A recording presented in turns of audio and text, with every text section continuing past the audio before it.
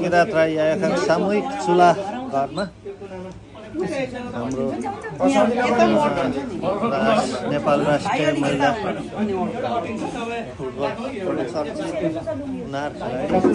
प्रीति राई नानीलाई चाहिँ चुलामा हामीले एकदमै छोटो कार्यक्रम गर्दैछौँ यहाँ यो कार्यक्रम गरिसकेर हामी औपचारिक कार्यक्रम चाहिँ पछाडि गर्छौँ। अघि नै मैले भनिसकेँ आज हाम्रो अलिकति बढी कार्यक्रम पनि थियो अनि फेरि बिदाको बेला पनि परेन। हङकङ यस्तै छ, प्रीतिले बुझिसक्नुभयो होला, हाम्रो काठमाडौँ बुझिसक्नु होला। हङकङ एकदमै व्यस्त छ।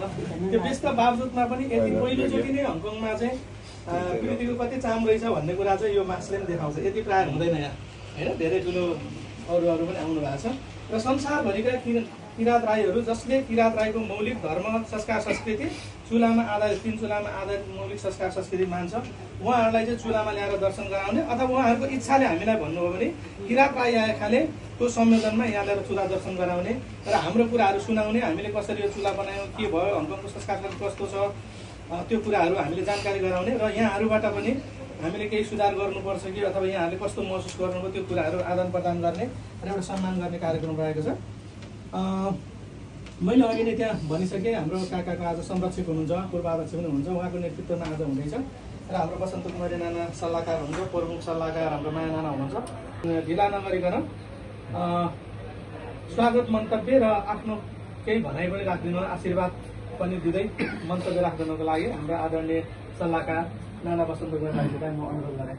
जस्तो प्रमुख सल्लाहकारज्यू र हाम्रो एक किसिम एकदमै राष्ट्रमा चिनाउने राष्ट्रिय स्तरको खेलाडी नानीको आमा र यहाँ सबैजना चाहिँ किरात राई औखाको सल्लाहकार पदाधिकारी भातृ संस्थाको अध्यक्षहरू र सबै उपस्थिति हुनुभएको यस स्वागत कार्यक्रममा हाम्रो एउटा राईहरूले पनि राष्ट्रको चिन्ह उत्पादन भएको छ भन्ने कुरामा हामी सहस्र ढङ्गले खुसीका साथ यहाँनिर उपस्थित हुनुभएकोमा म हार्दिक धन्यवाद, स्वागत साथै स्वागत। हामीले खेल क्षेत्रमा मात्र होइन, कलाकार क्षेत्रमा मात्र होइन, सबै क्षेत्रमा अगाडि बढेर एउटा राष्ट्र चलाउने नायकको रूपमा होस् भन्ने म आशीर्वाद दिँदै पुनः तपाईँहरूलाई फेरि पनि स्वागत गर्दै म बिदा लिन चाहन्छु। धन्यवाद। यो प्रसिद्धि भनेको सानो तिनो कुरो होइन र फुटबलमै साँच्चै नै भनेदेखि जब यो महिला फुटबलतर्फ चाहिँ प्रीति राईको प्रवेश भइसकेपछि नेपालमा धेरै नै अहिले चाहिँ त्यहाँ चाहिँ उत्साह, धेरै दर्शकहरू, धेरै त्यस विषयमा होइन चासो राख्ने मान्छेहरू पनि देखेको छ। किनभने हामीले सामाजिक सञ्जालहरूमा देखिरहेका छौँ र उहाँको अझ योभन्दा धेरै माथि जाने सम्भावना त छँदै नै छ र त्यो ठाउँमा पुगेर तपाईँले आफ्नो देशको मात्रै नभएर हाम्रो समुदायको मात्रै नभएर देशको पनि तपाईँले एउटा गौरव राख्नु सक्नुहुनेछ भन्ने म आशा गर्दै बिदा हुन चाहन्छु। धन्यवाद।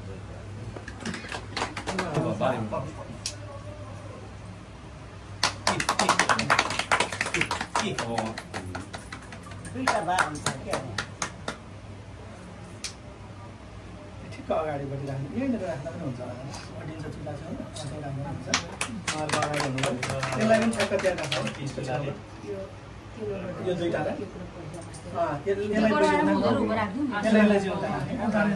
कला छ ल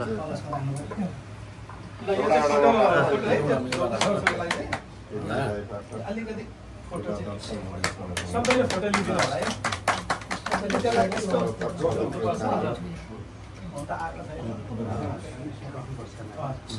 हाम्रो संस्कार जिल्लाको आशीर्वाद लागोस् नानीलाई। छुट्टै राष्ट्रिय क्याप्टन हो होइन,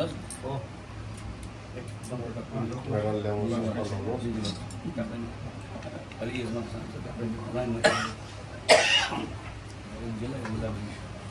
हाम्रो नानाले बलको गर्नु बलको त्यो बलको नक्षत्र भन्छ हाम्रो घाँसमा खास चाहिँ यहाँ ओढाइदिनु हुनको लागि हाम्रो नाना छोरी खतरा, छोरा छोरी भन्दा आमा खतरा है। आमा यस्तो भएर पनि छोरी यस्तो भयो त हो नि त संस्कार नतरौँ कहिले पनि लो जहिले कट्टुमा देखेको आज तक गुन्यौँ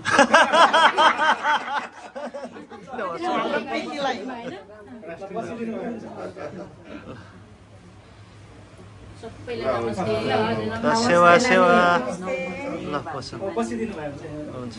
अब मम्मीले यहाँको हाम्रो कुरा सुनिहाल्नुभयो, प्रीतिले पनि यहाँको हाम्रो कुरा सुनिहाल्नुभयो, हाम्रो अग्रजहरूको है। अब यहाँहरूले अस्ति प्रीतिले त त्यहाँ भेट्दाखेरि भने नि एकछिन भेटेर कुरा पनि गरेँ, म त लामै कुरा पनि गरेँ। अनि किरात राई आएकाले त नेपालमा एकदमै सहयोग गरेको र धेरै कुरा थाहा रहेछ। अब त्यतिकै त्यो अनुभव पनि सुन्छौँ। त्योभन्दा अगाडि मम्मीको चाहिँ हामीले यहाँनिर कस्तो लागिरहेछ, यहाँलाई हामीले केही सुधार्नु पर्ने छ कि अथवा के कस्तो लाग्यो मम्मीको कुरा सुन्नु होइन जे छ ठिकै छ, राम्रो छ, खुसी लाग्यो। यसरी मलाई चाहिँ यहाँ म हङकङमा छुइनँ कि म नेपालमै छु भनेर फिलिङ भइरहेको छ। धन्यवाद। प्रीतिको पनि मलाई चाहिँ अलिकति लाउड थोरै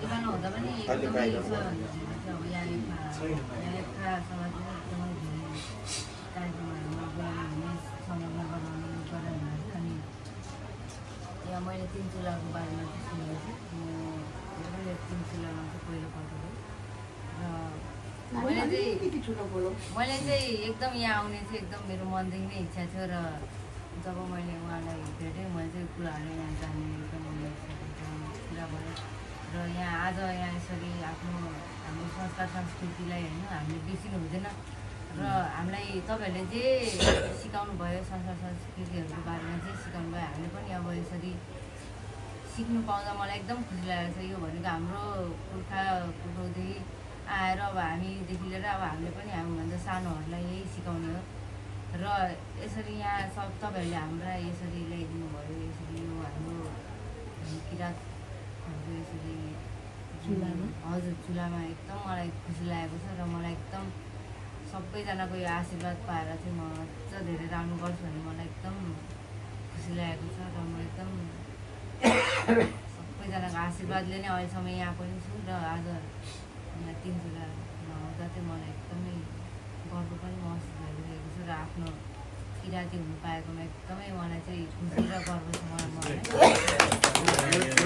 सबैजना यो अवसर जुटाइदिनु भएकोमा एकदम सबैजनालाई पनि धन्यवाद र हामी यसरी किराँतीहरू चाहिँ यसरी नै मिलेर एकजुट भएर संसारको जुनै कुनामा भएर पनि एकदम यसरी नै मिलौँ, सबैजना खुसी भएको देखौँ हामी होइन। एकदम धन्यवाद हामी यो औपचारिक कार्यक्रम चाहिँ बाहिर गर्छौँ। यसलाई समापन गरिदिनुको लागि हाम्रो काकालाई म अनुरोध गरेँ।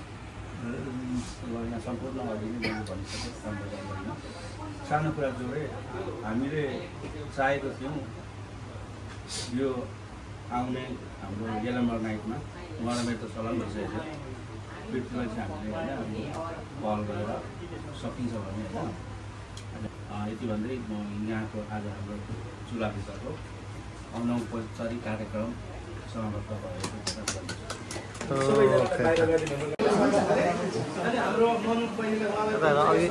रेकर्ड नै नभएर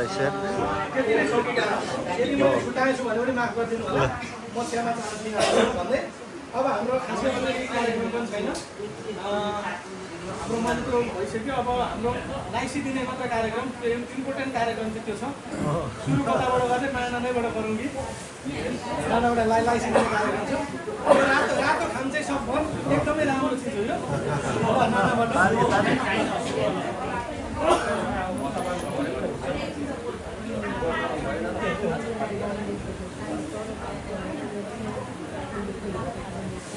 नानाले अरूको पनि ल्याउनु भएको छ लाइसी राम्रै।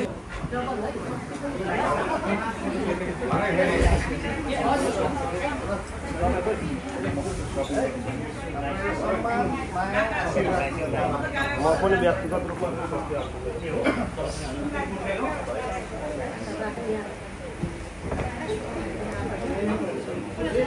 हजुर म पनि अहिले फोटो चाहिँ लिनु होला।